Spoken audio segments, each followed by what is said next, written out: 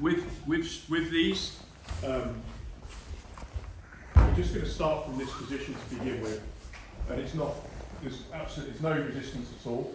With these, I tend to find that the more experienced people tap earlier, right? So by tap, I mean tap it. You know, you can say tap, you can tap the person, you can tap the ground. I always think it's best to say tap, right? So they know. So we're going to start with some basic sort of anatomy. You can actually see the blood supply. If you come around here, you can see the blood supply on Steve's neck in the light, right? So it's actually on the front of the neck. So he's got his Adam's apple, right? And the blood supply, it's worth coming and looking at this, like, come in.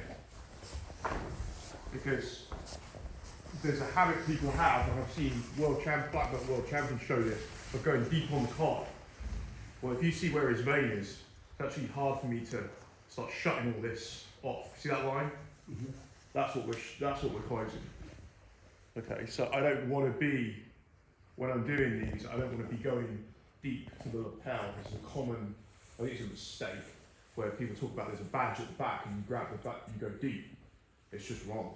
So all we're going to do to begin with, just going to practice pushing against that, and you can actually see that it starts to swell.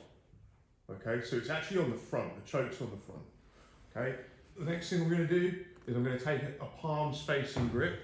Again, my elbows lock out, and it's like I'm going to start turning a motorbike. And that's all it's needed, right? There are other things we're going to go on to in terms of where I can put my entire body through that pressure, right? And when you do it, it's like you're going to tear his head off. It really does feel, when you're in Steve's position, it feels horrific if someone connects that and puts their body actually all the way through it. It's almost like a squat and then a row, and it's like my entire body weight's hanging off his neck with that grip. So I'm looking, if you can see, if you happen to be able to see it in the light, I'm looking for that vein that's going there. But it's just either side of his Adam's apple, even if the light's back, you can't see it. It's literally there. So I'm pushing my hand into Steve's neck and connecting to it. Okay? So that's, my palm is facing. I'm going to put the second grip in, and again, I don't go too deep. It's going to be on the front. I do not flare my elbows at all when I'm doing this. I don't flare the elbows.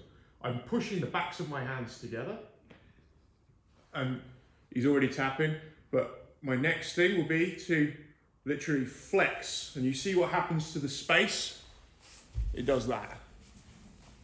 So it's like, I connect like this, I lock my elbows, and I should be able to make him tap just with the wrists.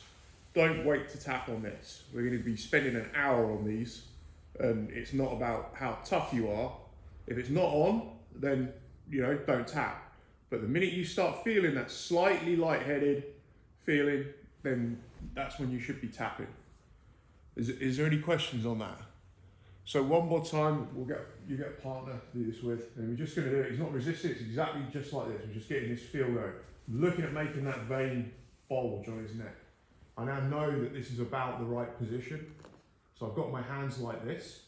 I lock my elbows, I push my backs of my hands together. It's just that. Yeah? Let's give it a go. Grab a partner.